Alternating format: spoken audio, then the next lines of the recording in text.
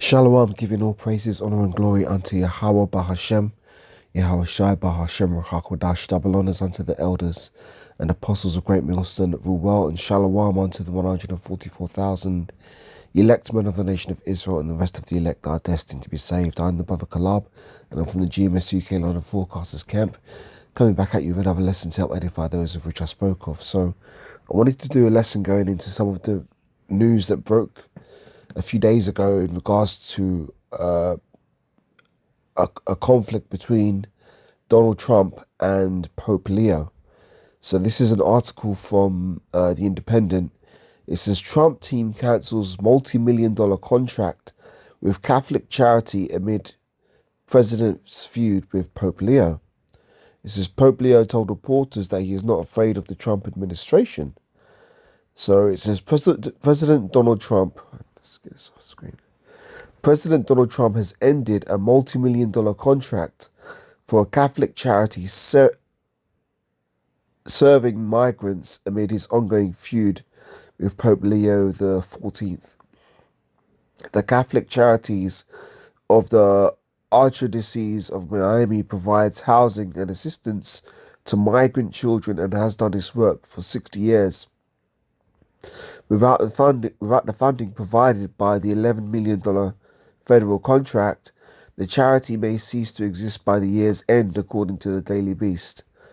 Thomas Wensky, the Archbishop of Miami, wrote in the Miami Herald that he found it baffling that the government would cut off funding to a service that has provided help to children for more than half a century.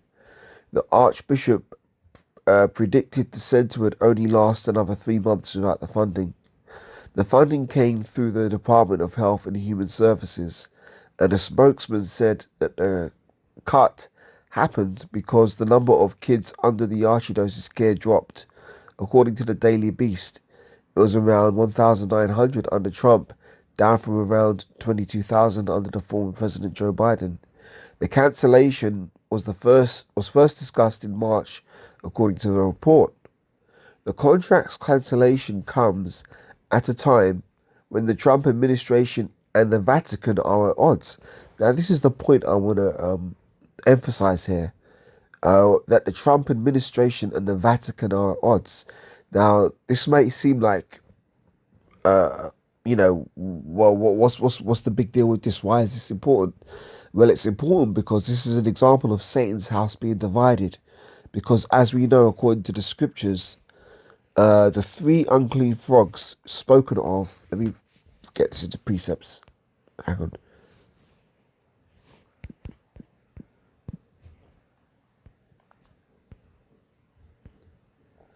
Revelation chapter 13, starting at verse,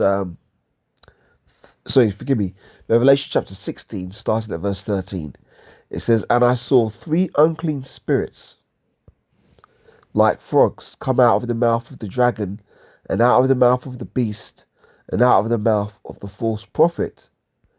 Right. So, what do these three unclean frogs represent in this precept? These three unclean frogs represent three aspects of the beast system. You've got the spiritual aspect, which would be the Vatican, right? Then you've got the military aspect, which would be, Babylon the Great, America. And then you've got the financial aspect, which would be the City of London, because the City of London, Bank of England, is what really controls the finances of the beast system. So these three unclean spirits, like frogs, that came out of the mouth of the dragon, and out of the mouth of the beast, and out of the mouth of the false prophet, these represent those three aspects of Esau's system. So what you've got here is you've got conflict between the spiritual aspect, which is, as I said, the Vatican, which is the false prophet, right? And you've got the false prophet, the false prophet, which is the Roman Catholic Church, right? Which controls the spiritual aspect. You've got conflict between that and the military aspect, which is Babylon the Great, America. So what does the scripture say about Satan's house being divided? Let's get this here.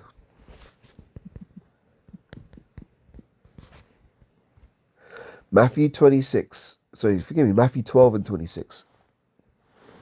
I should read up a bit, actually.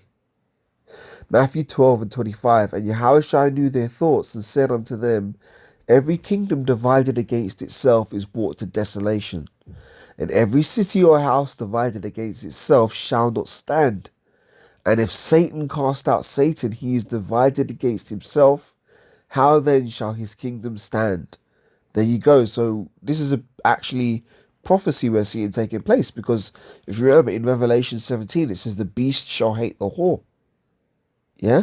And the whore that sitteth upon the beast is Babylon the Great America. Right? And it says that they shall burn, the beast shall burn the whore with fire. So this is all this conflict that's taking place between Trump and the Pope is only adding fuel to the fire. It's only adding more support to strengthen these prophecies that we're going to see come to pass. So let's read on. It says, the contract cancellation comes at a time when the Trump administration and the Vatican are at odds. The American-born Pope Leo has been vocally critical of the Trump administration, both for the way it treats immigrants and because of its warmongering. During the Pope's annual address to the Vatican Diplomatic Corps, sometimes referred to as his State of the World address, he called for peace and rebuked the world leaders who sought out conflict. That criticism did not sit well with Trump. In January, Apostolic Nuncio Cardinal Christophe Pierre, serving as Pope Leo's U.S. representative, was called to the Pentagon to meet with the United States officials. A report to the Free Press claims that Pierre was dressed down by Pentagon officials over the Pope's anti-war comments, and that he was told that the United States has the military power to do whatever it wants, and that the Vatican should side with the United States. Give me a second. The Department of Defense acknowledged that the meeting happened, but said in a statement that the Free Press reporting was exaggerated and distorted, and later said on X that Secretary of State Pete Hegseth's deputy, Elbridge Colby, had a substantive, respectful and professional meeting with the Cardinal. Since then, Pope Leo has pushed back on Trump's now infamous Truth Social post threatening to destroy Iran's entire civilization, and has indirectly rebuked Hegseth's call for Americans to pray for the downfall of his enemies. The relationship has become more strange since Trump shared an artificial intelligence image of himself as Christ, healing the sick. He tried to claim he thought the image was showing him as a doctor, and Vice President J.D. Vance, a recent Catholic convert, made his comments questioning the Pope's grasp on Catholic theology. Trump made the baffling claim that the Pope was soft on crime, and then later told reporters directly that he doesn't like the head of the Catholic Church. Yeah, so all this is stirring up conflict in Esau's house.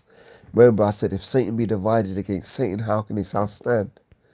It says, we don't like the Pope that's going to say it's okay to have a nuclear weapon. He's a man that doesn't think we should be toying with a country that wants a nuclear weapon so they can blow up the world, Trump told reporters while referencing Iran. I'm not a fan of Pope Leo. The president's disapproval does not trouble Pope Leo. I have no fear of the Trump administration or speaking out loudly of the messaging of the gospel, which is what I believe I'm here to do, what the church is here to do, Pope Leo told reporters this week. He continued saying his job wasn't to be a politician, but a peacemaker.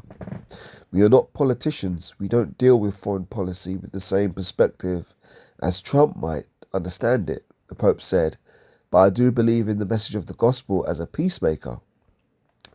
So yeah, this is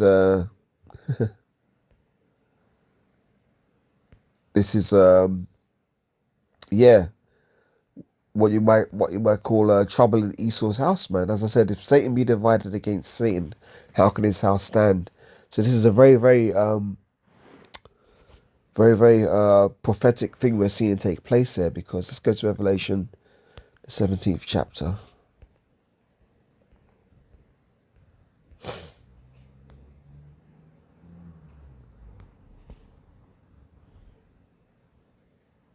Yeah.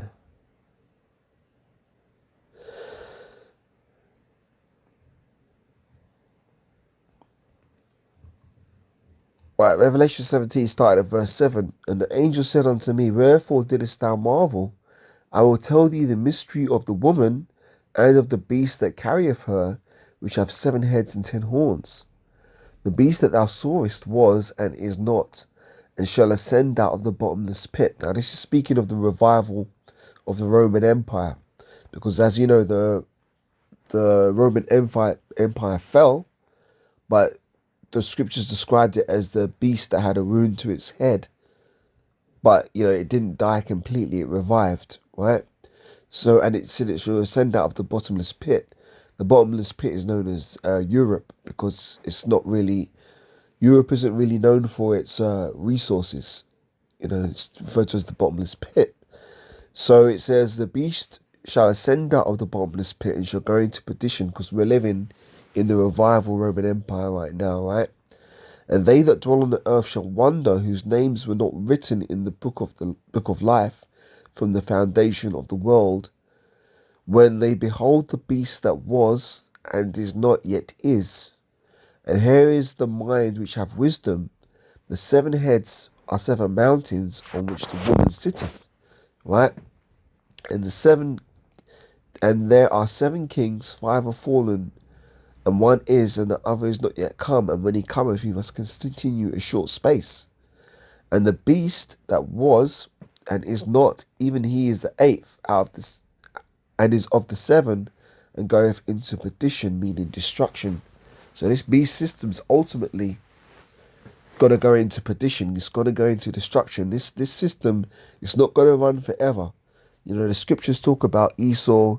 His inward thought is that his house shall continue forever, and his dwelling place to all generations. Well, guess what? It's not going to continue forever. He's going to go into perdition. Perdition meaning destruction, right? And the 10 horns which thou sawest are 10 kings, which have received no kingdom as yet, but receive power as kings with 1 hour with the beast. Yeah, because these 10 kings spoken of here are the 10 founding states of the EU, if I remember correctly. And they gave their power unto the beast, because with NATO, I should say it's NATO, because NATO was with America at one point. Now it's fracturing and falling apart. So the EU and NATO were with NATO, and they gave their power to the beast. But the beast has the woman that sitteth upon it as a whore, which is Babylon the Great. She sits on top of the beast, yeah? So now the beast hates the whore, and there's enmity between them, which is, again, conflict in Esau's house. If Satan be divided against Satan, how can his house stand, right? And it says, they shall make war with the Lamb. Let me read 13 again. And they have one mind, and shall give their power and strength unto the beast. Yeah, so it's EU and NATO, right? And these shall make war with the Lamb being Yahushua, and the Lamb shall overcome them, for he is Lord of lords and King of kings. And they that are with him are called chosen and faithful. So that's the elect with Yahushua. The elect are the ones who are chosen and faithful. Yeah. And he saith unto me, the waters which thou sawest where the whore sitteth are peoples and multitudes and nations and tongues. And the 10 horns which thou sawest upon the beast, here's the point, these shall hate the whore. So these EU is going to end up, EU and NATO is going to end up hating the whore. And it says, these shall hate the whore, and shall make her desolate and naked, and shall eat her flesh and burn her with fire. So that scripture of says they're going to burn the beast with, they're going to burn the whore with fire, is prophetic speak for the destruction of Babylon the Great, because we know that Babylon the Great is going to go out by way of thermal nuclear destruction via those intercontinental ballistic missiles. For the Most High have put it in their hearts to fulfill his will, and to agree and to give their kingdom unto the beast until the words of the Most High shall be fulfilled. And the woman which thou sawest is that great city which reigneth over the kings of the earth. So that great city is Babylon the Great, that great harlot, yeah? So yeah, this is very spiritual what's taking place here, because this is all leading to up to that situation where the beast is going to be burned. So not the beast, the whore, forgive me. The whore, which is a Babylon the Great America, is going to be burnt thoroughly and utterly with fire. So Lord willing, that was interesting, not interesting. Lord willing, that was inspiring and edifying. A little lesson there through the spirit and power of Yahweh Shemi Hashai. So with that, I want to once again give more praises, honor, and glory unto Yahweh Bahashem Yahweh Shai Bahashem Rahakodash. Double honors unto the elders and apostles of Great Millstone of all well, and shalom unto the 144,000 elect men of the nation of Israel, and the rest of the elect that are destined to be saved. And I'll catch you on the next lesson, Lord willing. Shalom for now.